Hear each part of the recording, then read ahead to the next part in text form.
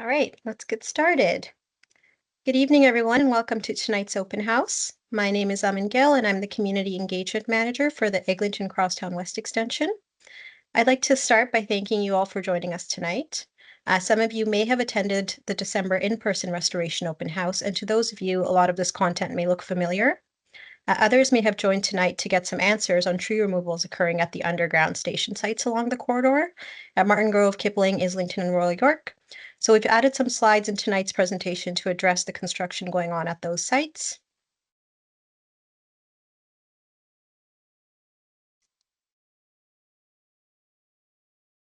Lauren, we can move on to the next slide. So tonight's session here is divided into two parts. We have a presentation for you, and then that'll be followed by a question and answer period. Our presentation will focus on providing you with a construction update for the 4 underground stations, as I said, and the purpose, key components, and evolution of our landscape restoration plan. We'll start tonight's event with a land acknowledgement. Metrolinx acknowledges that we connect communities by building and operating transit within the traditional lands of the Anishinaabe, the Haudenosaunee, and the Huron-Wendat peoples, for whom these lands continue to have great importance. Treaties between First Nations and governments cover these lands, and the promises contained in these treaties remain relevant to this day. Metrolinx and its employees are committed to understanding the history of these lands and the continued impacts of colonization and take responsibility for actions to advance reconciliation. Metrolinx will continue to seek the knowledge, expertise, and experience of Indigenous partners and commits to doing business in a manner that is built on a foundation of trust, respect, and collaboration. Okay, I'd like to go over some engagement guidelines. So as you've noticed, attendees today and for all of our open houses virtually have their videos and mics turned off. Our session does include a question and answer component at the end of the presentation. Some of you have already submitted your questions on the event page. If you've got a question during the presentation, please go to www.metrolinx.com/ECWE_events to get to the event page. And from there, you scroll to the bottom, you'll see a Slido where you can submit your questions. This link will also be available at the end during the question and answer period, so you have plenty of time if you don't catch it now. As a reminder, we'll prioritize answering questions that are related to the content being presented tonight, so that's the underground stations and restoration. Those questions that are unrelated or that we don't get to tonight will be answered and posted to the event page within 14 business days, so please check back there for updates in the coming days. This event is being closed captioned and French translation is available upon request. I'd like to introduce the project team now. So I'm Amin Gill, the Community Engagement Manager on this project. With me, I've got Deanne Mighton, the project sponsor, Mario Nally, our Senior Project Manager on Stations. We've got Kaylin Barnes, our Restoration Manager, Peter Smith, our Landscape Architect, and Kristen Deshenkelik, our Arborist.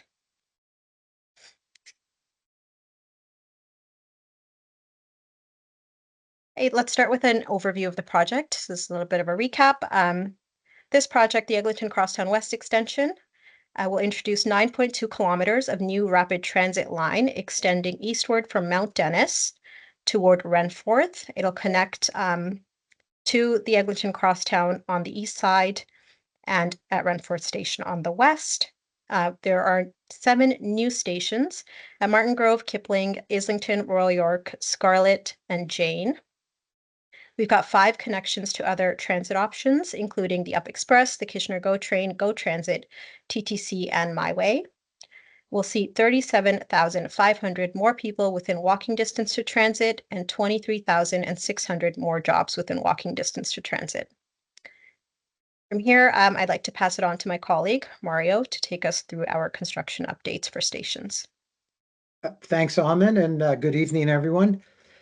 This slide here, I'll start off with the construction overview. As you can see on the yellow bar, that's our procurement phase. That's what we're presently in, which should wrap up in the next 2 to 3 months. We have commenced, and people in the corridor will know, we've commenced our early works. That entails tree removals. We've also relocated telecommunication infrastructure at Royal York, at Martin Grove, at Kipling, and we got a significant relocation of Toronto Hydro at Kipling and Eglinton on the south side. But the work that I guess a lot of people here are interested in is the tree removals. That work has been completed, and that is all anticipation of our uh, uh, our future works that we're going to install supportive excavation and then subsequently excavate at the 4 station locations. So we're working through the logistics of finalizing that piece of work with our contractor, and that should be commencing in the next month or so. Follow the early works and uh, retaining a contractor as part of our project development. We commence with our implementation phase that's going to start in early 2027, and that'll take us through to revenue service in the fall of 2032. So that's a high level construction update on where we are today. Next slide, please. A general construction update on stations. As people know that are out in the corridor, there's been preparatory works going on, and tree removal certainly have been taking place in the 4 underground stations: Martin Grove, Islington, Kipling, and Royal York. The timing for that is kind of critical because we want to avoid the migratory uh, sorry, to not impact the Migratory Bird Act and not to be in the bird breeding and nesting period. And that all started like yesterday, April 1st, and that concludes in October. So we've also made significant efforts to reduce the impacts and the footprints of our stations. As you could see, well, as we go on here, Kipling was uh, significantly reduced. We avoided the wood lot there at the northwest corner, and so we saved a lot of trees. Uh, so, but also in addition to the footprint for the stations, we also need laydown area to facilitate construction for equipment storage, material storage, office space, and things of that nature. Next slide. So this is Royal York. That the top right-hand corner gives you a rendering of what the station building will look like. And the bottom image, the bigger image, shows the area where trees have been impacted. So the red boundary is the area where trees are impacted. An area to note here, the Mary Read House will not be removed. Will not be directly impacted. There will always be access to that site. We are removing the stone wall that's in front of Mary Read House. It's got some significant heritage value. So it's been removed. We're gonna reinstate it upon our completion of our construction. And the white areas, the white rectangular area on the right and the square area on the left, that depicts the buildings themselves, the station entrance on the right, and the footprint of the traction power substation on the left. If we could go to the next slide. This is Islington Station, similar to Martin Grove. Sorry, to Royal York. The look and feel of the station is very similar. The bottom image shows the impact of the tree removals, as you could see, and you could see there's a larger station building image. In the rendering, it's very hard to see, but in the plan view, there's bike rings, there's seats for pedestrian, and there's trees along the south edge, fronting onto Eglinton Avenue. And there's a freestanding, oops, sorry, just to the north of the station building where it juts out. That is a freestanding bike parking area. So if you could go to the, this is Kipling. As you could see, our station footprint, it may be hard to tell here, but it's been significantly reduced. We are not impacting, the city really challenged us and not to go and infringe on that or minimize the impacts to the woodlot. So that's what we've done. So we've really truly minimized the impact of the woodlot, and we shifted Eglinton Avenue south slightly to avoid impacts to the woodlot. Part of the station is underneath Eglinton Avenue as opposed to the other stations. If you could go to the next slide. This is Martin Grove Station. It's located, sorry, I should have mentioned, the other three stations are located at the northeast corners of those intersections. This one here is located in the north, sorry, those were on the northwest. This is on the northeast corner of Martin Grove and Eglinton. And it shows the extent of the tree removals. Again, all those trees have been removed. Most of them have been removed by the city of Toronto behind the hoarding to facilitate Richview Reservoir construction and rehab work that they were doing. So similar to the other stations, we got plazas here, distinctive pavement markings, seating, and bike racks for the passengers, and there's street planting also. Next slide. Over to you, Deanne. Yeah, thanks, Mario. And thanks for that wonderful summary of the work you've been doing to advance the stations and the early works there. Purpose of tonight's meeting is to also give everyone an update on our 90% landscape restoration plan. It has been a very challenging endeavor in that where we're removing trees, we cannot always put trees back in the exact same location. And so we've had to look at the entire corridor to come up with a comprehensive strategy to restore trees and the canopy within the corridor. Our plan is at 90% design. It has been a collaborative exercise, and it involves over 100 sort of drawings and a whole report. And the goal of this detailed exercise is to guide the 4 contracts into how to achieve this restoration and meet the compensation goals. The restoration's focused on 3 main areas. 1, restoring lands impacted by construction. That is number 1. However, when you take a whole bunch of trees out and put a subway in, there's not enough room to put all the trees back. So we are also looking at improving properties adjacent to the project with the tree compensation in terms of restoring that canopy, and also enhancing local parklands in the community. Next slide. The roadmap to restoration has been a bit of a windy one. No one wrote the rules, as I always like to say, for subways. They were written for buildings on very small lots. And a project, infrastructure project at this scale involved looking at the principles and looking and collaborating with the TRCA and the city on how to achieve the goals, the restoration goals, but looking at doing it in a slightly different, in a corridor-wide approach, knowing that we are significantly adjusting the landscape in the area. So this was our sort of journey through it.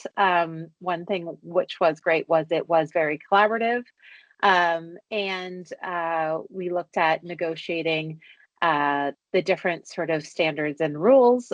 We had 3 sets.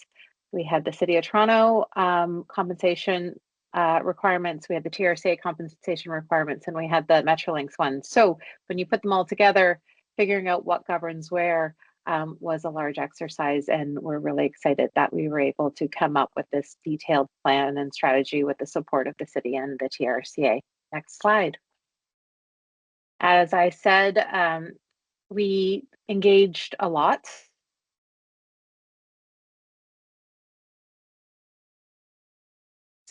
We had a restoration working group where we had 9 workshops with local stakeholders, and then we had 4 joint workshops with the City of Toronto and TRCA, and we had 3 landscape restoration open houses. Next slide. And I'm going to hand it off to Kaylin. Everyone, so as the intro slide said, I'm Kaylin. I'm the restoration manager for this project. Some of you may know me from the working group or from planting events. So I'll take the next couple of slides. Just wanted to touch on what our goals were when we started working on the restoration plans for this project. There were short-term and long-term goals. So short-term goals being to establish our priority areas for restoration. So look at construction footprint, look at the adjacent lands, look at areas close and far that might be prime for some restoration. Another element was looking at existing conditions in and around the project and realizing that there's a lot of invasive species, woody and herbaceous species that need to be managed before we can restore successfully. To do planting, monitoring, and maintenance, and to establish areas for wildlife habitat enhancement. So later on in this deck, we'll go through examples of the plans for all of those. Along with the short-term goals, there's also some longer-term goals, which are generally restoring the canopy in the area and renaturalizing the area wherever we can to create self-sustaining native vegetation communities, to increase the biodiversity, not just in the plants, but also to encourage and hopefully draw in some fauna into the area as well. So pollinator species and the wildlife that we know are already in the area. And also to improve ecological connectivity, both east and west along the Eglinton line, but also potentially north and south along the Humber River Green corridor that's already existing. So next slide. Wanted to touch on some slides coming from our Metrolinx vegetation guideline to talk about kind of principles that are forming the basis of our vegetation program here at Metrolinx. So it's evaluation of the need for vegetation and for removals. So in our vegetation guideline, we have kind of a framework called the mitigation hierarchy, which dictates that avoidance above all else should be looked at first and foremost and should be prioritized before you move down the hierarchy into more impactful exercises. So avoidance being assessing all the alternatives to avoid and minimize impacts, minimizing the station footprints like Mario already said, thinking really critically about how much area you need for construction, and basically trying to whittle down that number of tree and vegetation removals that has to be done for the transit project. We do this right from the start of the initial business case, and this practice never really stops even into when we have our contractors and we get into detailed design. That's something that me and my team does when we're looking at the detailed design of the contractors, is really thinking critically about avoidance. Next, we go to, can we minimize the impacts? So we look at sensitive features like parks, natural areas, designated natural areas like woodlots, to see if can we focus in here and really protect the assets and the natural environment that's already there. Also looking sometimes on an individual tree basis on how we can minimize and reduce tree removals. From there, we go to mitigation measures, where we're implementing industry best management practices to reduce the impacts to trees and features. So an example of this would be, can we turn this removal into an injury by reducing the amount of pruning that needs to happen, or by implementing some kind of hoarding to protect the trees' roots? And then lastly, and always last, is going to the compensation route. So wherever impacts couldn't be avoided, we have a framework or a strategy for replacements that have to be followed. And we have a slide later in the deck that goes into the replacements that are specific to this project. But just the emphasis here that compensation is a last step and a last resort, and we prioritize minimizing and avoiding the impacts above everything else. So next slide, if you want to know more about the Metrolinx vegetation guideline, it is uploaded on our website. Again, as I said, our goal with this is to minimize the number of trees. The best restoration plan is one that is as has the least number of replacements as possible. So your best bet is actually to not need to replace the trees at all. So that is a tenet that we live by. This Metrolinx vegetation guideline really came about because of GO expansion, and it started in 2020. And then in 2022, it was updated to include all of the projects, including the subway projects. So that's what guides our removals and replacement strategy. Next slide is about where we're at in terms of restoration. So this is just a photo showing some plantings that were installed last November. We had a community planting event. You may have seen in the past, I think we've had maybe 3 or 4 so far since about 2023. And this is one way that we're trying to offset the tree removals that are actively happening. So since about 2023, we've been planting trees and shrubs along the alignment to begin to offset it. Where of our entire restoration goal, we've got a long ways to go. We're only about 2% of the total plants that we need to plant. So to date, there have been about 1,500 new plants, trees, and shrubs that have been installed. This picture is showing Fergie Brown Park, and we've had a number of other small planting events in conjunction with both the community who come out and help us plant the plants, and also with Toronto Region Conservation Authority. And with that, I'll pass it over to Peter for the next couple of slides. Thank you, Kaylin. My name is Peter Smith. I'm one of many landscape architects and landscape designers who are working on this project. It's been a very interesting, very challenging project, but we think ultimately it would be very worthwhile.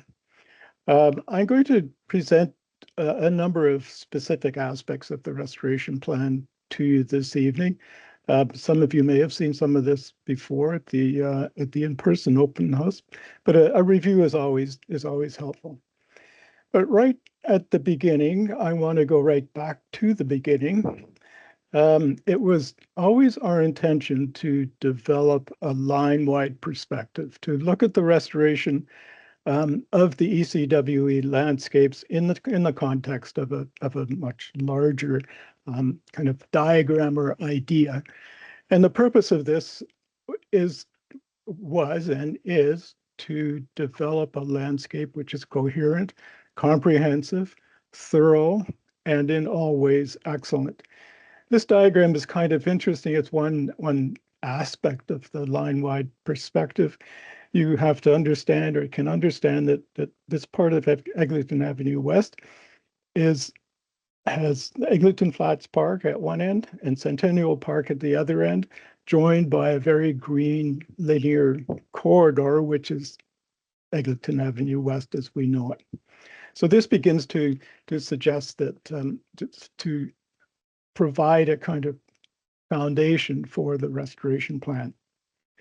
We go to the next slide.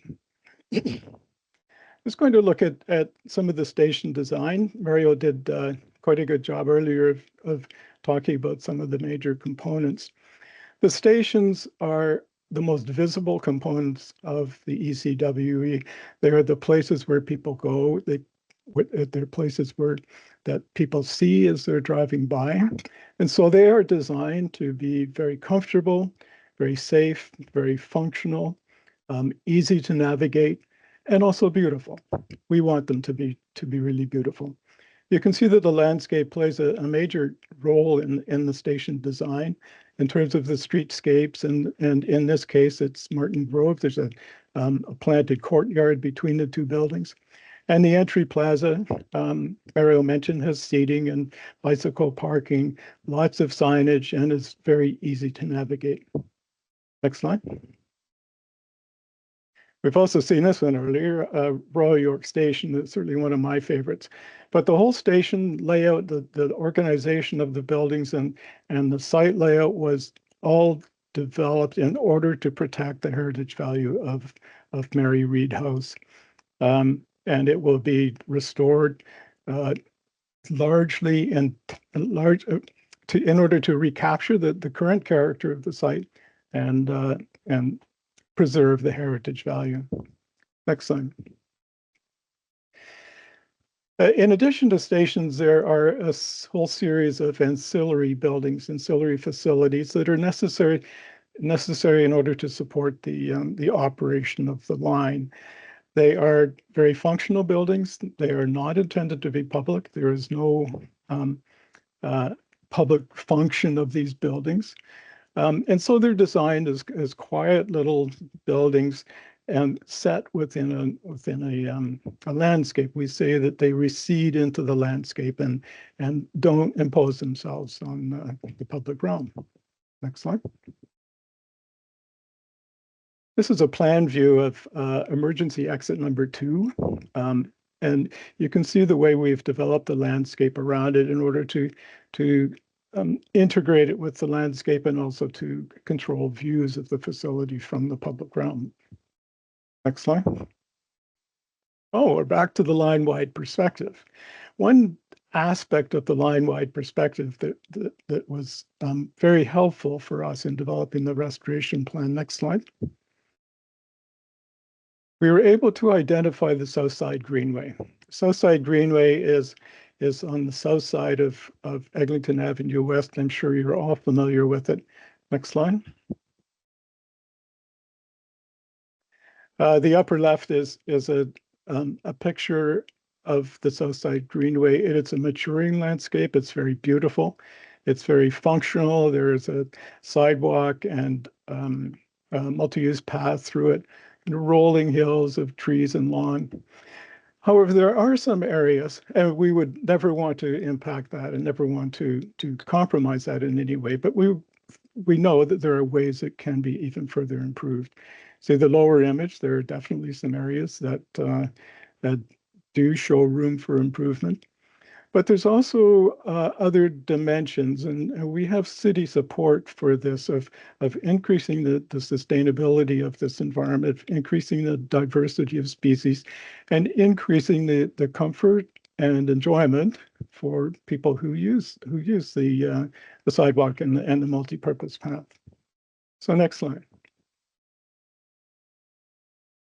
This is what we call a demonstration of some of the possibilities at Martin Grove and Eglinton. There are several measures that we're proposing. One is developed to transform some of the mown lawns into meadows that are self-sustaining, colorful, and have seasonal variation.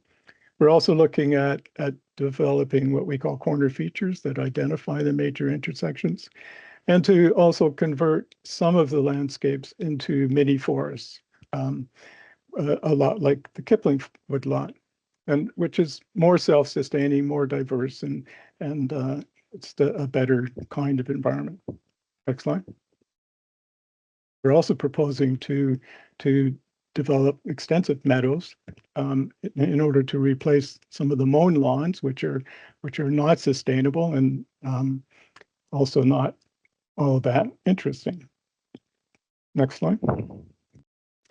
Next slide. We're going to look a little bit further now at the Eglinton Flats area. This is where the elevated guideway is running along the north side of Eglinton Avenue West. And we all know now that constructing the elevated guideway is requiring the removal of a lot of vegetation. And there's, certainly some concern. I mean, it's not something we're happy about, but it's something that has to happen, and we will. That's the purpose of the restoration plan, is to guide the repair of those lands. But it's very interesting to look at Eglinton Flats. It didn't always look like what it looks like now. In fact, at one time, it would have been a very rich riparian forest. This would be before European contact in the area. Interestingly, by 1961, the image on the left, it was a very active market garden area with a whole series of small farms and producing and selling produce to the local city, which was rapidly emerging. In the early 1970s, the land use began to change, and the city took this land over. It's very vulnerable floodplains, and so it can't be developed for residential or mixed use. And the city began to develop it as sports fields, with the golf course and the sports fields. And it was almost only by accident that the vegetation along, say, Jane Street and Eglinton Avenue West, it was only by accident that vegetation began to grow. There was very little deliberate replanting that we understand. But so the vegetation that's out there now is really only about 50 years old. It's not that old. And we also know from our studies that it's not actually all that healthy, that there are a lot of invasive species, and that's partially because the soils are very poor. Next slide. So what about restoration around the elevated guideway? There are basically 4 conditions that we're looking at. We're looking at the boulevard of Eglinton Avenue West on the right-hand end of the slide. And on the left-hand side, we have the existing vegetation, which is not being impacted.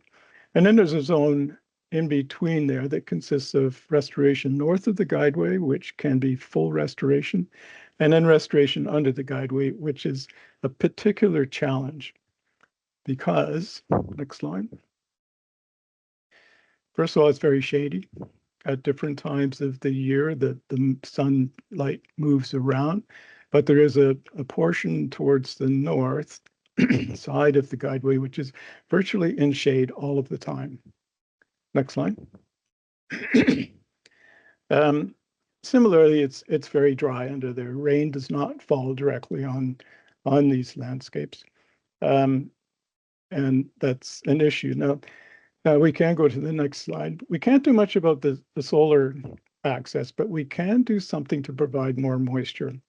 And what we're doing is developing rain gardens under the elevated guideway. So water that falls on the deck above is channeled down into these special landscapes where the water is distributed and used to feed the plants and the vegetation. And so we're pretty confident that these landscapes will be viable and vegetation will thrive, primarily because we have reduced sunlight, but if we can provide moisture, then we can support those landscapes. Next slide. This is a plan view of the north side of Eglinton, with the dashed line represents the extent of the elevated guideway. Because of the conditions underneath the guideway, there are a series of different microclimates, if you will, and that are suitable for different kinds of plants and under different conditions. Next slide. This image we call the complete picture. We have the Eglinton Boulevard on the right with the sidewalk and a planted boulevard, a vibrant landscape directly underneath the elevated guideway, and then in the background off to the left is the fully restored landscapes north of the guideway. So thank you. With that, I'm going to pass it off to Kristen. Thanks, Peter. My name is Kristen DeShankelik, and I am the project arborist. But tonight I'm going to be speaking to you about restoration on adjacent lands. So next slide, please. So the adjacent lands are shown in orange on the slide. They are those areas directly adjacent to areas impacted by construction. When we designed the restoration plan, we didn't want restoration to stop at the construction boundary. So we made an active effort to fully integrate our design into the adjacent landscapes, which, as I mentioned, are shown on orange on this slide. As we know, clearing for construction will and has exposed vegetation that was previously sheltered within established wooded areas. By restoring lands adjacent to the construction boundary, existing vulnerable vegetation at these newly created woodland edges will be protected. In addition, planting on adjacent lands will blend the on-site plantings that Peter just spoke about into the areas that already have established vegetation communities. Ultimately, our goal is for the restored landscapes to connect seamlessly. Next slide, please. So what's required for a successful restoration? Successful landscape restoration requires an understanding of ecological systems, including soil types, moisture regimes, and local weather conditions, as well as a thorough knowledge of native plants and communities. We've broken this down into 4 components. 1, provide healthy soil for plantings. 2, plant only native plants. 3, design for diversity. And 4, monitor and maintain plantings to ensure success. Next slide.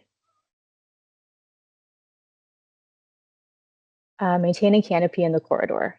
So there are compensation planting requirements for every tree removed as a component of this project.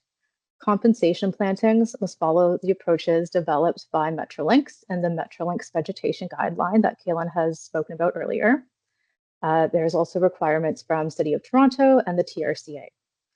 Each tree removed receives a minimum of 3 replacement trees planted for its removal. In addition, trees and vegetation located in naturalized areas must be compensated in a way that is reflective of their ecosystem functions and services. So how do we do that? We use the process of naturalization to create functional ecological plant communities. Next slide, please. So the process of naturalization involves understanding existing conditions, which include light availability, soil characteristics, existing plants on the landscapes, the presence of wildlife, and available habitat. So our team has undertaken a variety of surveys to measure these conditions, including invasive species mapping, soil sampling and analysis, wildlife surveys and habitat mapping, vegetation assessments, and tree inventories. The next step is to prepare the site by removing or controlling invasive plant species and amending soils. Next, plants, apply mulch to the plants and water regularly. Monitor and manage these plantings over time and conduct maintenance activities according to the needs of the planting.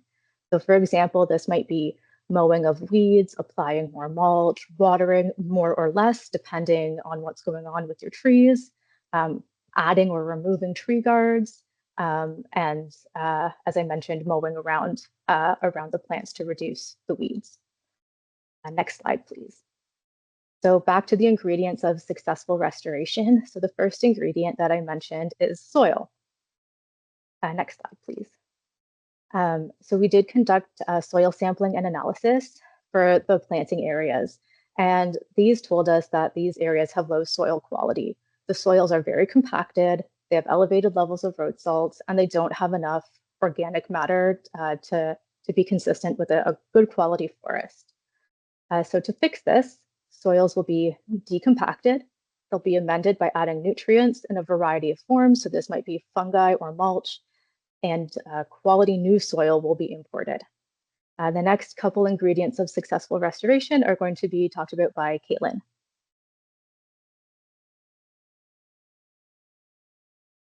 Okay, so I'm back and I'm happy to go through the next couple slides about our planting plan, and then after that, monitoring and maintenance. So if we can go to the next slide, it'll show just a kind of example of what the restoration plan drawing building blocks are, which are essentially cells made up of trees and shrubs and some herbaceous plants. So on the left side of the screen, you can see an example of a cell for a closed canopy system. So that would be like a forest system.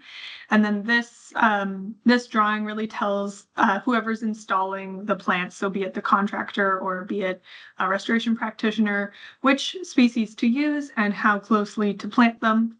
And it also helps us because it helps us estimate how many plants we can fit in. And then that helps us with the compensation restoration piece that Kristen covered. So we use a selection of a guideline that the technical advisor has come up with to dictate the types of native plants that will be planted and used to restore the project lands. On the right-hand side of the screen, you can see some examples. So 2 different types of dogwood, alternate-leaved and red osier dogwood. Those are quite common in our area, and they're also very hardy, and they're also very beneficial to the environment and to pollinators and wildlife. So they're definitely an easy choice to be included in our naturalized plantings. And then on the bottom, you can see purple flowering raspberry, which is also very beneficial, and then evening primrose.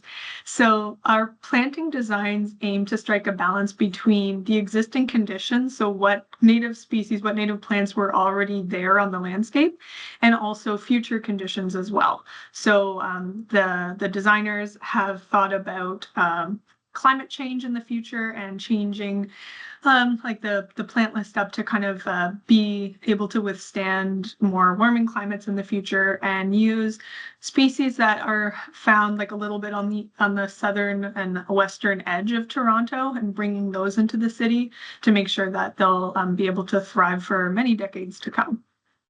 So if you go to the next slide, I can show what the species list looks like. The restoration plan has a long plant list that comprise those cells that I talked about, and this is where we kind of pick our plants from. So there's many different sections to it. So there's trees, there's shrubs, there's herbaceous. This is just an example that we pulled out for the slide.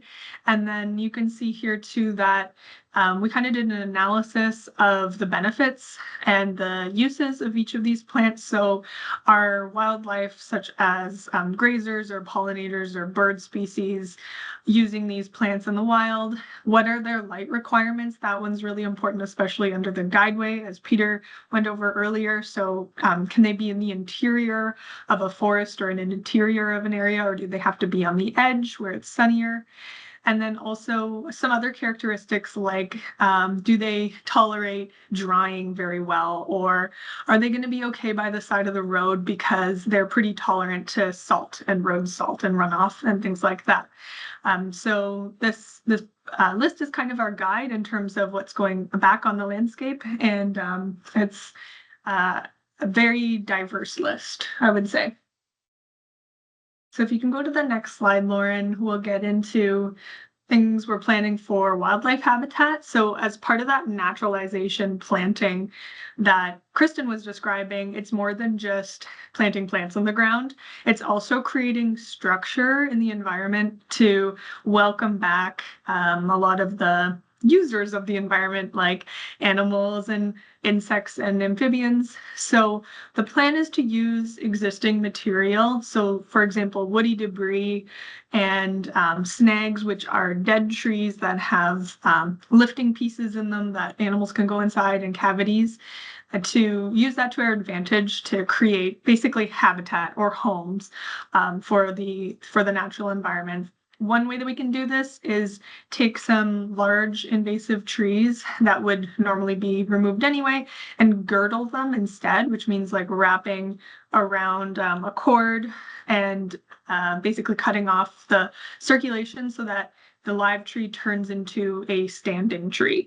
And the standing tree creates a different type of habitat for different things that we'll be using it. Of course, through our plant list selection, a lot of the focus was choosing plants, trees and shrubs that naturally provide food for wildlife. So that would be like fruit and nut bearing plants, and nectar bearing plants as well. So that's a kind of a cornerstone of integrating wildlife into the plan itself. And then lastly, we can also install wildlife habitat structures. So an example of this would be like on this, the top picture shows a rock pile. This is really good for snake. It's called a hibernacula, and other little tiny reptiles, and they can spend the winter there. You can see on the top right, there's a snake inside a pile of wood, essentially. So it can be as simple as a pile of wood. Other ways that we can encourage homes for wildlife are to put up nesting boxes.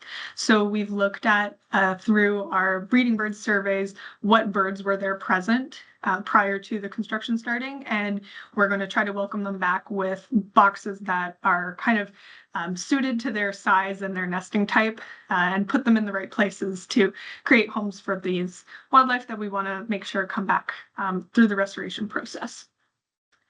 So next slide, please, really kind of puts it all together in cross section. And this slide does focus on the guideway, but what it shows is kind of the structure of the habitat. In this case, you'd be going like from south from the road to north into the park that's beside the guideway. And it shows if we go from that direction, some opportunities to even beside like the sidewalk to be putting some shrubs that are beneficial to the environment, such as smooth rose and purple flowering raspberry. Then, of course, the rain gardens, which will be planted with low-lying herbaceous and shrubbery. And then as you kind of transition down the hill into the park, some more kind of like dense and hardier species like reddos or dogwood. And then, of course, transitioning into the more forested area with species like bitternut hickory, sugar maple, and basswood, which is to attempt to recreate the kind of naturally occurring tableland forest that would have been found in this area. That calls back to the slides that Peter showed of the development that occurred here over the years. And the next section is me as well. So it's monitoring and maintenance. I have a few quick slides here that just go over what happens after the planting and habitat takes place. So the next slide shows essentially the monitoring that has to take place. So we don't just plant and walk away from it. We have to ensure that what we plant is successful. So we're going to be hiring qualified professionals to basically monitor the success of the plantings and the restoration as a whole for 5 years after they're installed. We look for things like mortality and dieback. There is a certain level of mortality expected anytime you plant a plant. I think anybody who has a garden understands that, but we just need to keep track of that and make sure that we can do some replanting in areas where dieback has happened. So we look at percent of surviving plants and percent of veg cover. We also look for the condition of plants. So for example, are they not doing so great? Maybe we picked a wrong plant for the wrong moisture regime. Are they showing signs of yellowing? We're also looking for evidence of pests and disease. So is there an insect outbreak? Is there fungus? And then also mechanical or physical damage. So that would be such as like rubbing from deer on some newly planted trees that are damaging them, or trampling from people walking through where they want to actually like kind of walk through the area. So those are the things that we're going to be monitoring after the plants are installed. As far as maintenance goes, for sure, we have to keep watering. So regardless of kind of the ultimate watering, regardless of the ultimate kind of regime of the area, new plants need extra care. So we'll be watering them for many years after they've been planted. And another element is invasive species control. So although a lot of these areas have been cleared and will be replanted, we want to make sure that invasive species from outside the restoration area are not growing and coming into it. So maintaining invasives is going to be a large part, we already know that, of our maintenance plan. We also are going to, as Kristen mentioned, soil amendment super important to the health of restoration. It's kind of the basis of your entire restoration. So adding ingredients such as fungi and mulch, and continuing mulching where it's kind of gotten bare, to make sure that our plants are well mulched in and not drying out. And then weeding. We don't see this being as much of an issue with the density that we're planting. With the density we're planting, we're actually hoping we don't have to do as much weeding, but of course we will if we need to. So the next slide goes into our plans for invasive species management. Working in Toronto and working in this urban environment, there are already we know many common invasive plant species on site and beside site. So some examples of these are garlic mustard, dog strangling vine, common buckthorn, and Phragmites. And a big issue with these invasive species is that they can kind of choke out your native plants, and they can actually outcompete your restored plants that you've planted. So they kind of form these mats of, especially dog strangling vine and Phragmites, they'll form these mats where that's the only plant living there. So we have to stay on top of managing them and giving our plants a chance to survive. We do this through both natural and chemical methods. And the methods are based on Ontario Invasive Plant Council. So different invasive plants have kind of different tactics that you can use to get rid of them. And then another element of this is that it's typically completed in stages over many years. So it's not a one and done situation. It's something that requires maintenance for a while. So we're going to be working closely with City of Toronto and local conservation authorities, following their guidelines, working with them to ensure that best practice management practices are being undertaken, and that we're managing these invasives in a very productive way. And just wanted to point out that the photo of the Phragmites in the bottom corner there is actually from Fergie Brown Park. So it was taken from the vantage point of the cricket pitch. Next slide goes into edge management. So this is another technical slide with kind of excerpts from the restoration plan drawings. So you can see on the right here another example of some of those cells I was talking about earlier that have the tree and shrub species and the density shown and the species shown as well. And then on the left-hand side of the screen is kind of like an overhead plan of those edge cells put together side by side. So E1 and E2 and G1, those are all edge cells.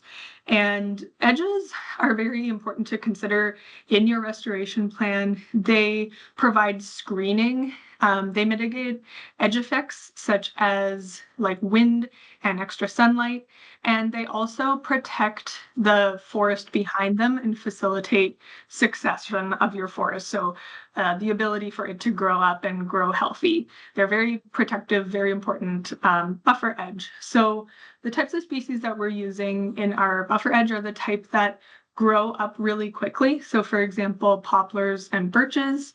The other benefit of planting those types of plants is that they'll grow tall very quickly and create kind of a visual barrier as well. So they also help with sight lines, and in addition to the other benefits I mentioned.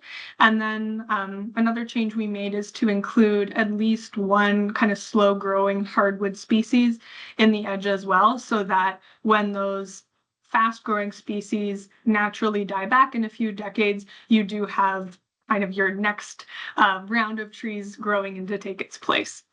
So definitely thinking ahead on a pretty large timescale with this restoration plan. And if you can go to the next slide, it's actually my last slide and the last content slide, which is just touching on woodlot monitoring. So this is a especially kind of important slide for the more so western side of the line, where there are existing woodlots that, as Mario mentioned earlier, we're doing our best to minimize the impacts to them and minimize the footprint of the project in them. Woodlots are key landscape features that include the last remaining original native vegetation in the area. So there's strategies that we're using within our restoration plan and within construction mitigation to monitor and enhance the Kipling and Wincott woodlots. So those are found on the corner of Kipling and Eglinton, and then Wincott and Eglinton.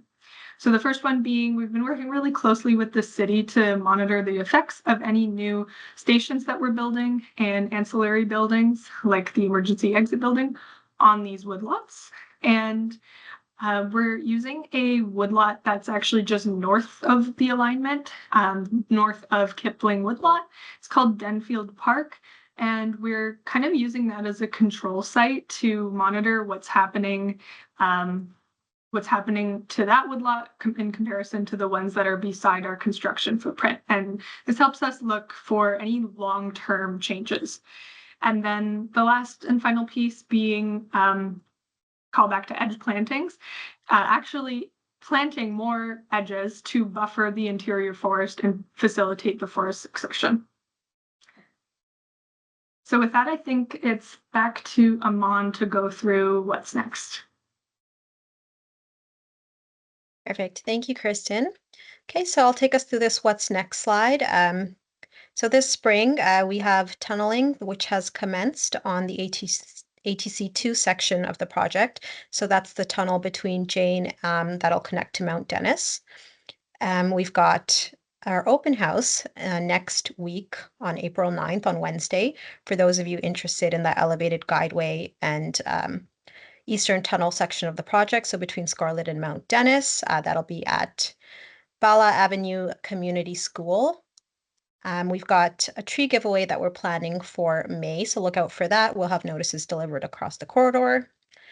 Later this year, we are going to complete, our tunneling substantial completion of our ATC1 contract. So that's that tunnel between Renforth and Scarlett Road. That's planned to be completed then. We're bringing on our stations, rails, and systems development partner in the summer.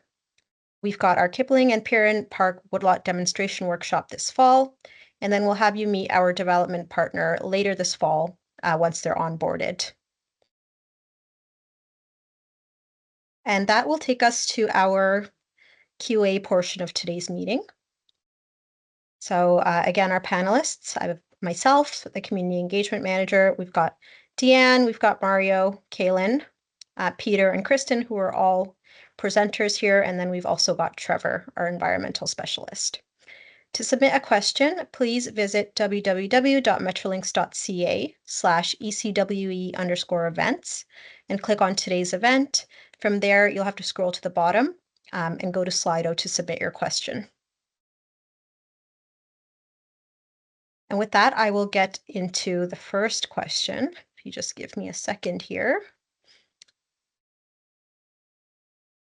Our first question is, we live walking distance from the future Kipling-Eglinton station and have been impacted by the recent work to excavate trees which close the north side sidewalk. Can you confirm if this work is complete and pedestrian access to the Kipling-Eglinton intersection will be restored? I'm going to throw that over to my colleague Mario to answer. Thanks, Aman, and thanks for the question. So that work for the tree removals has been completed. Like I mentioned before, we had to get it done by April 1st, so that's done. The sidewalk should be reopened, but as part of the ongoing works and the station construction, that sidewalk may be closed. So it's open today, but in the future it will be closed for sure. Thank you, Mario. Our next question is, what is the current status of the ECWE Advanced Tunnel 2? In what direction is it being excavated, and when can we expect it to be completed? So for that one, that is related to our content being presented at next week's open house. I can say that tunneling has started at that Jane Portal site, and it's moving eastward towards Mount Dennis. We will have our subject matter experts on hand next Wednesday for those of you interested in that portion of the project. And we will post the question or the answer online after this open house. Our next question here is, what types of tree species will be planted along the line? I'm gonna throw that over to you, Kaylin. Sure. I have to say I didn't invent the plant list. It was our designer who did, so I'm happy to kind of take a crack at providing some answers. I think the slides also quite spoke to some examples, but essentially just to reiterate, we're planting only native species. It's going to be a mix of coniferous trees and deciduous trees in the natural areas, and then some understory shrub and herbaceous plants underneath. So for example, for street trees, where they're going to be kind of more on their own, we'll use species that you'd typically find in the city of Toronto. So like maples, we're also including Carolinian species such as tulip trees and black gum. And those are some species that, as I mentioned earlier, kind of mitigate the effects of climate change. For the interior areas, so more of the naturalized plantings, in order to promote a healthy mixed canopy, we'll be using species such as hickory and maple and oak, and that's species that would have historically been found on the landscape. And in different areas, like for example, riparian areas or areas that are kind of beside water or near water, we would be using more water-loving species like willows and dogwoods. And then I went pretty far in depth into edges already, but species like birch and poplar, which grow quickly and create like a wind and a sightline break. So those are, hopefully answers the question. Those are, I guess the answer is it depends on where. So those are some examples of some of the species that we'll be planting in the different kind of zones or different areas. Perfect. Thank you, Kaylin. I saw some hands go up in this chat or in this video call. I just want to remind you that the way to submit a question is to visit www.metrolinx.ca/ECWE_events and submit your question there, and we will get to it tonight. If we don't, it'll be posted online. Our next question, what will happen to the Mary Reid House? It's over to you, Mario. Thanks, Ahmed, and thanks for that question. So the Mary Reid House will remain as is. We are providing access to it at all times. Like I mentioned, the circular driveway will be reinstated. That stone wall will be reinstated. It's of significant heritage characteristics. So it will not be impacted or certainly will not be demolished, moved. It will remain as is. All Over right. to you, Ahmed. Thank you, Mario. Our next question here. Since there will be no pedestrian tunnels at the stations, will there at least be pedestrian refugee islands with bag stations instead of the misnamed safety islands? That's over to you again, Mario. Thank you.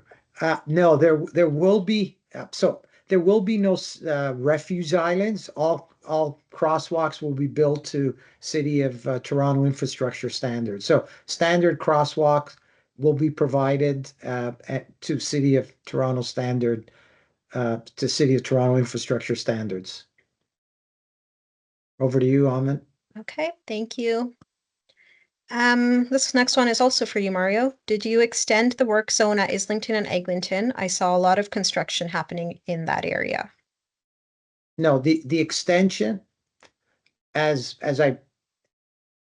we showed on a previous slide, I don't know how quickly you could get to that slide. It's one of the earlier slides, Lauren, but if you can't, no, it has not been extended, is the answer. Not sure what's the baseline, but it's tree removals should be complete. So this is kind of the tree removal limits. There should not be any tree removals happening in the last day or so. So I'm not sure what you're referring to, what the question's referring to, but the answer is no. Okay. The next one is for you, Deanne. How do you decide where the trees will be replanted? You removed so many already.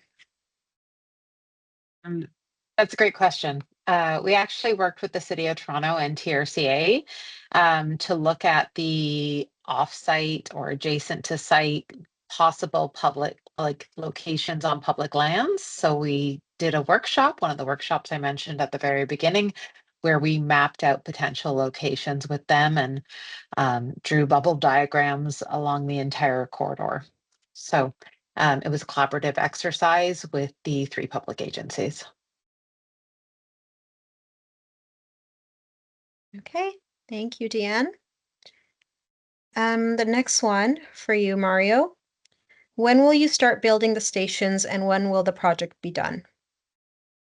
So like I previously mentioned, we are working through some early works with our contractor. We're just finalizing some issues, and we anticipate that work, if all goes well, to start in late April, early May.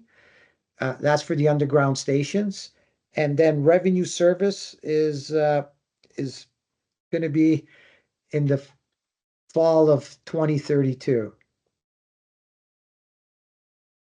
Okay, thank you for that. Next one for you, Deanne. Glad to see the interest shown in Indigenous consultations. Are summaries available? What outcomes? So we had a lot of positive outcomes with our consultations with nations. They contributed a lot to our planting lists and some of our practices around endangered species.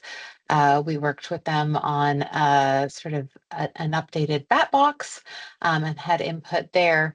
In addition to the work with the nations, we also worked with the local urban indigenous groups. We've provided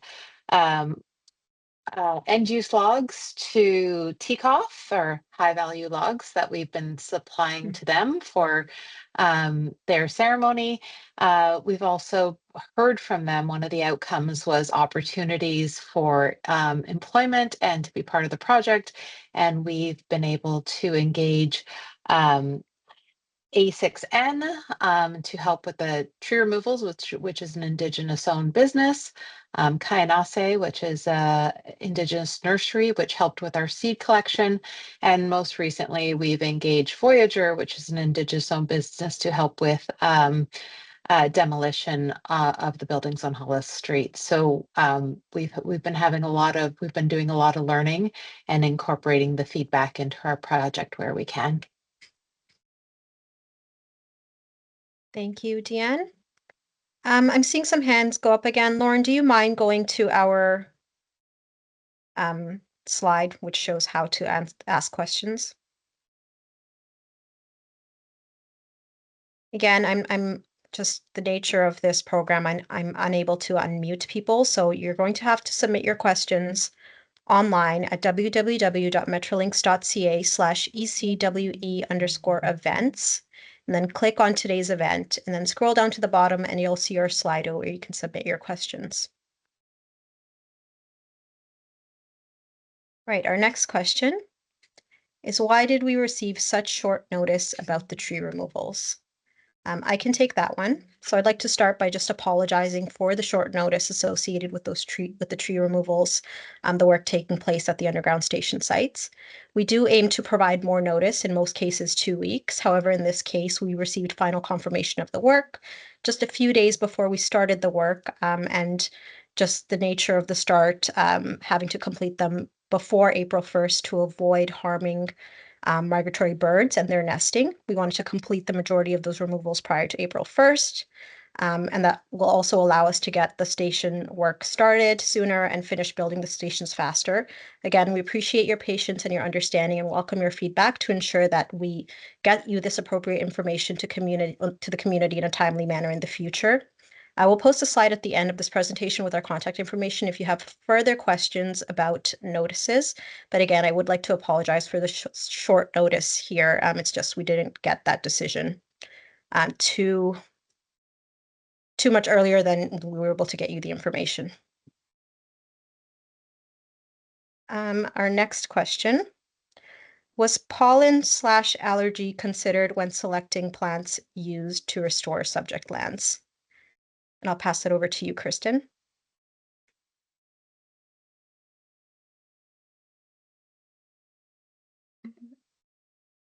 Thanks, Aman. So when we were selecting plants, we did look at a lot of different characteristics and criteria. We looked at the site conditions, the hardiness of the plants, and we're really ultimately concerned with their success and functionality in the wider landscape.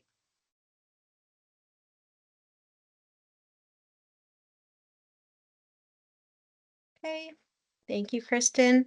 Next question is for you, Deanne. When will you be extending to Toronto Pearson Airport?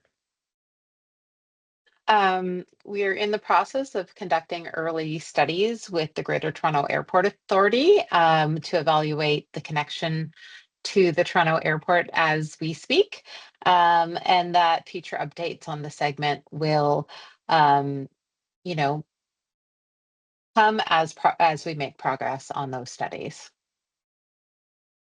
Thanks. Thanks, Deanne. I'll give people a moment to just submit their questions. Again, to submit a question, please visit www.metrolinks.ca/ECWE_events and then click on today's event. And then use the Slido at the bottom of that page to submit your question, please.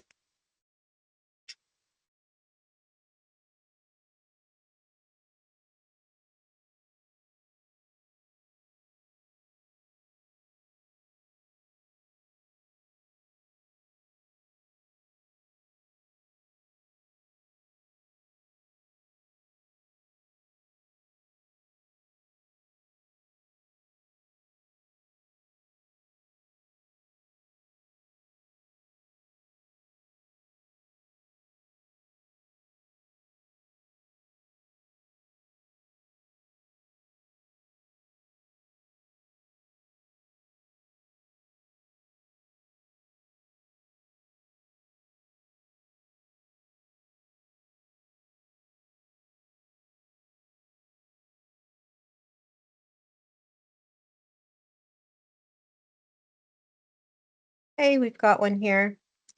What is happening with the Kipling woodlot? Are you removing all of the trees? That's for you, Mario. Thanks for that question. I'm just fighting with the camera, so I'll leave it. I'll keep it off. Thanks for that question. Very good question. I know there's a lot of interest about that woodlot.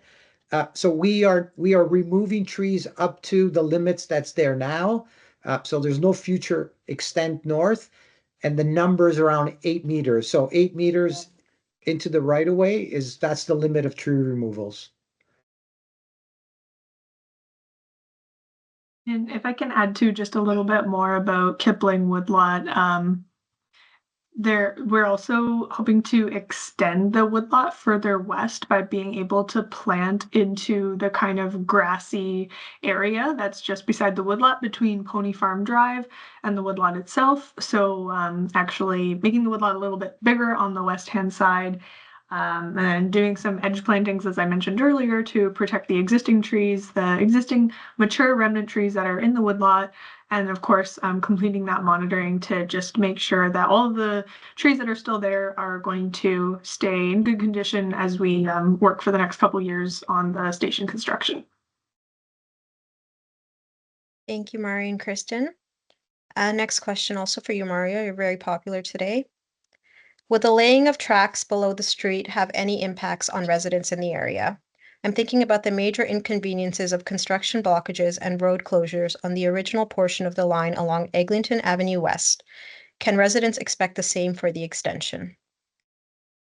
So the short answer is not to the extent of ECLRT. So one of the characteristics of our right of way, or the section between Martin Grove and Kipling, is the old Richview right of way, just to the north of on Eglinton, the north section of right of way there. So we've placed 3 of the 4 stations on that right of way off the road, so we're not excavating Eglinton like they've done at ECLRT on the stations there, with the exception of Kipling.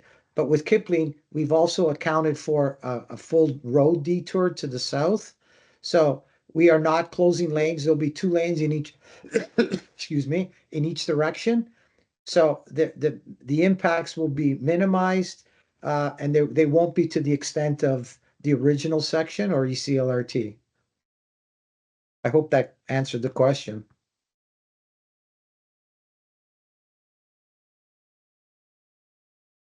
Yep, perfect. Thank you. Again, I'm seeing some hands up. If you'd like to ask a question, please visit www.metrolinks.ca/ECWE_events and click on today's event, and then use the Slido at the bottom of the page to submit your question. You can also email eglintonwest@metrolinks.com.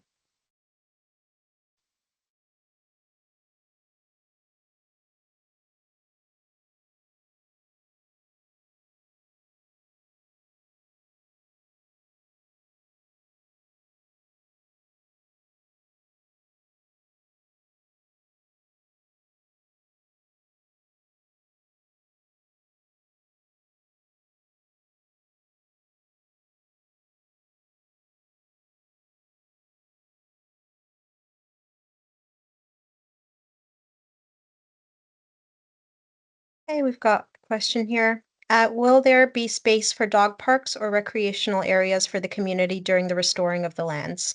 Over to you, Deanne.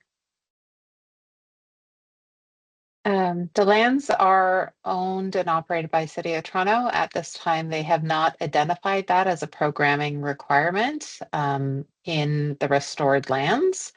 And therefore it has not been incorporated at this time.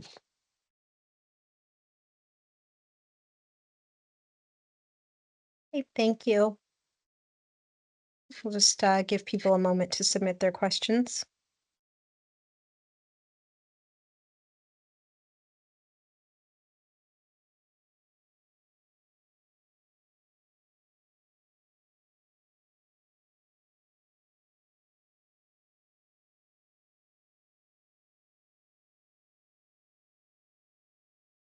Right, we've got another question here. Where can I find the illustrations or renders provided for this virtual event? So our materials from tonight's meeting, as well as the recording, will be posted to that link that's on the page right now, www.metrolinx.ca/ECWE_events. All of our event materials are always posted there, so you'll find our previous events there as well, along with, if you are interested, some station renderings from previous open houses and other restoration content.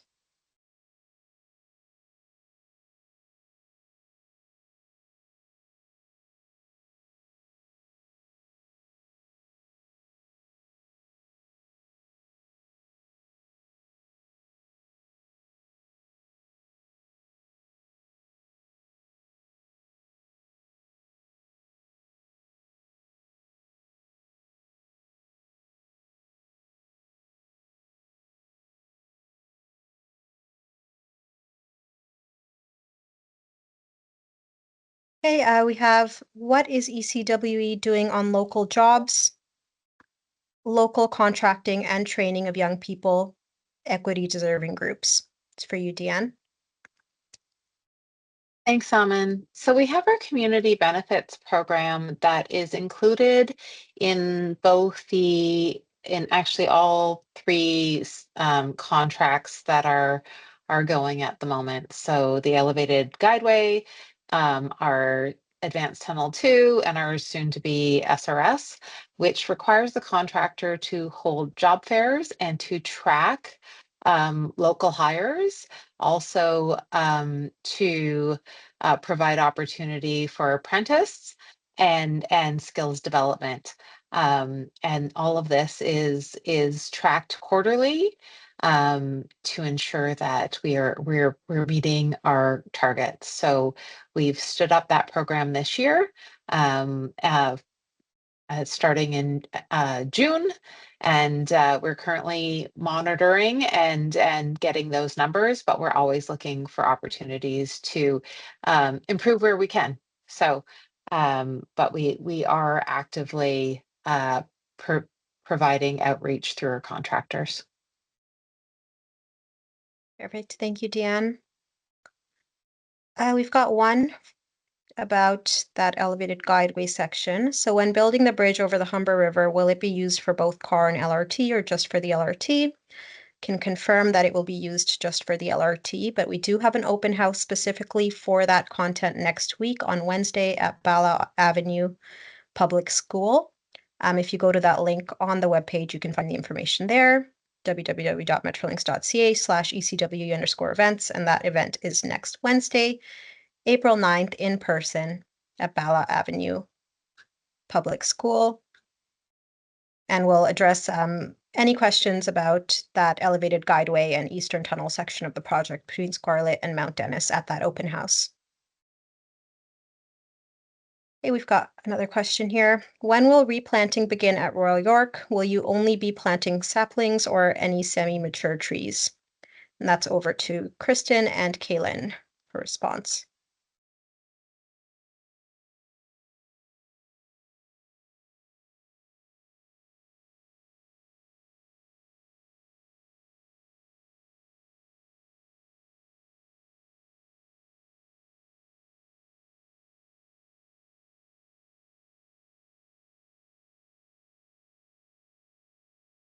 Okay, we might not have an answer to that one just yet, so just hold on.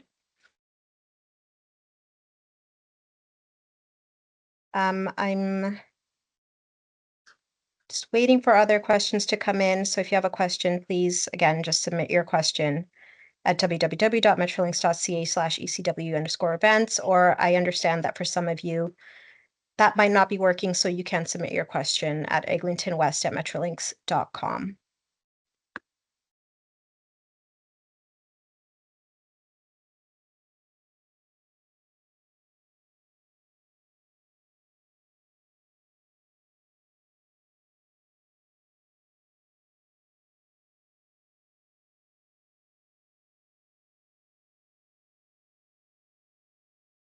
Hey, I have a question here. What happens if my question isn't answered today? So if your question isn't answered today, we unfortunately can't get every subject matter expert on this panel today. So if you have a question that we're unable to get to today or just don't have the answer, we will post the answers online within 14 business days to www.metrolinks.ca/ECW events, and then you'll go again to click on today's event and you'll see the answers there. And you can also email us anytime at eglintonwest@metrolinks.com if you've got any questions, and we'll be happy to assist you there.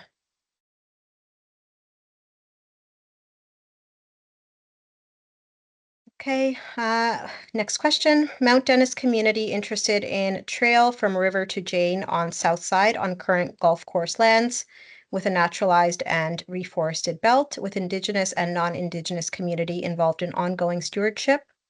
FCM City may have partnering resources, i.e. 2B trees, TVS. Are you interested? That's for Deanne.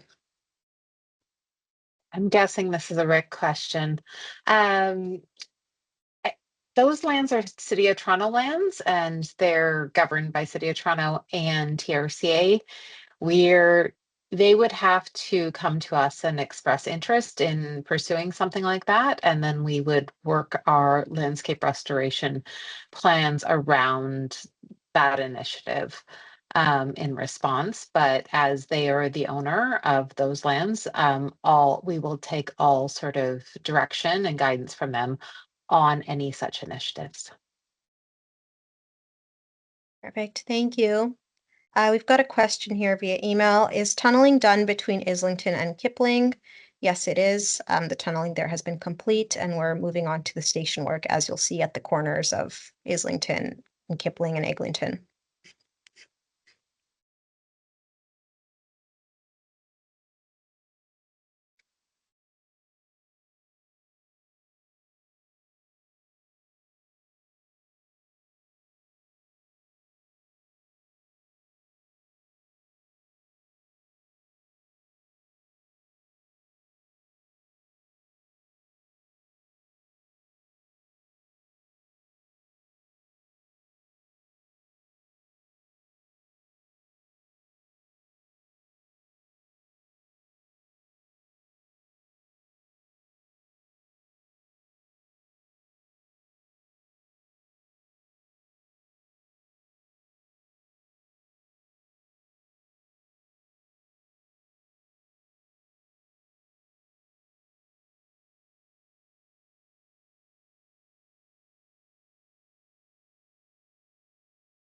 Hey, we've also received another question online. At Royal York and Eglinton, all the trees were removed. All trees that gave privacy and nature to the homeowners. A response people moved to Etobicoke, or a reason people moved to Etobicoke. If there is a plan to replant trees along the fence line, and what type of trees, if so. I don't have an answer for that question right now, but to the person who submitted that via email, we will respond to you via email and post that response to our webpage.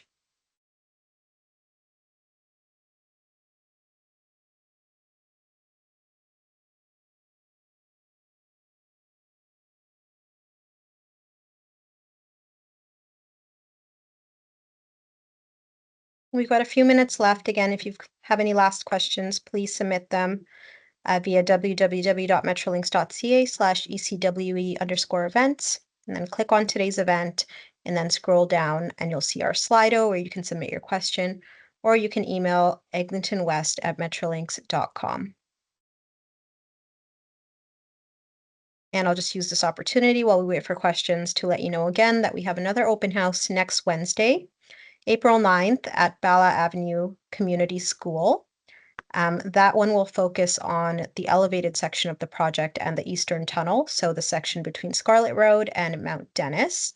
Again, that's at Bala Avenue Public School from 6 to 8 p.m. next week on Wednesday. The address is 6 Bala Avenue. And the materials for those who are interested will be posted online for this open house at that link posted on the screen right now. So if you're interested in reviewing on your own time or have any questions after this open house, you can always email us at eglintonwest@metrolinx.com. Submit your questions there and we'll get back to you.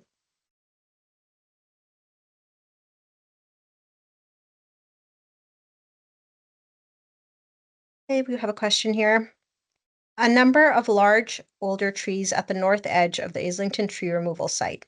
Could those trees have been fenced off and preserved to maintain some of the mature foliage, as has happened at other sites?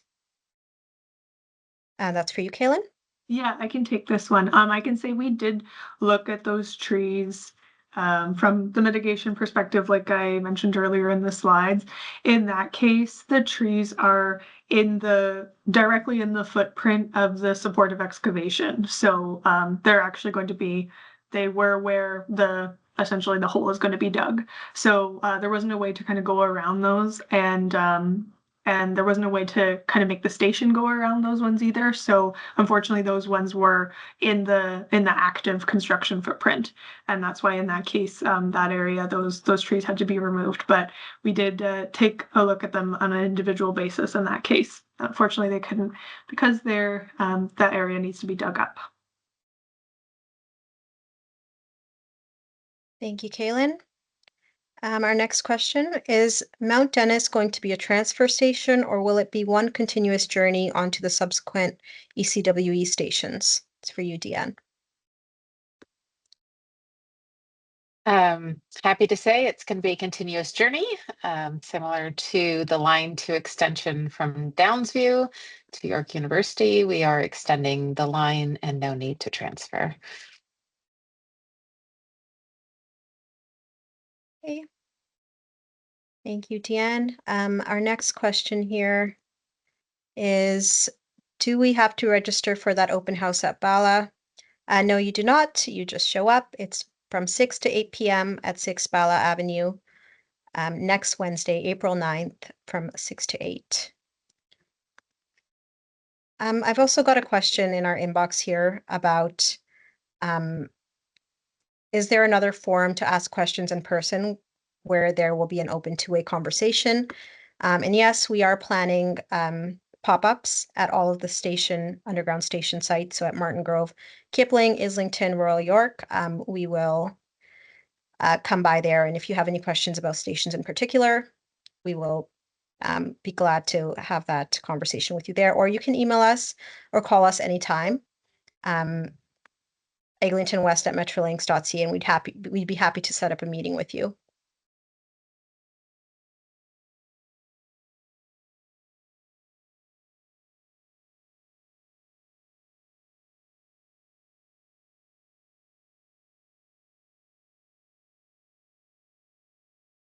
Okay, it's 8 p.m. So, and we don't have any other questions here that I can see, but if you have a question or if it was missed, please email us, eglintonwest@metrolinx.com. Again, we will be setting up pop-ups in the coming weeks for those people who are interested at those underground station locations. If you have any questions, happy to answer them there or via email, or you can give us a call anytime. And we'll be happy to address your questions there. Our number is, let me just get that for you.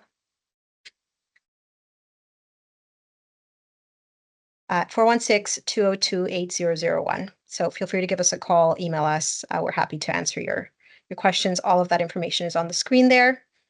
Or you can visit us next week on Wednesday at Bala Avenue Community School from 6 to 8 p.m. Thank you, everyone, for joining. We hope to meet with you again.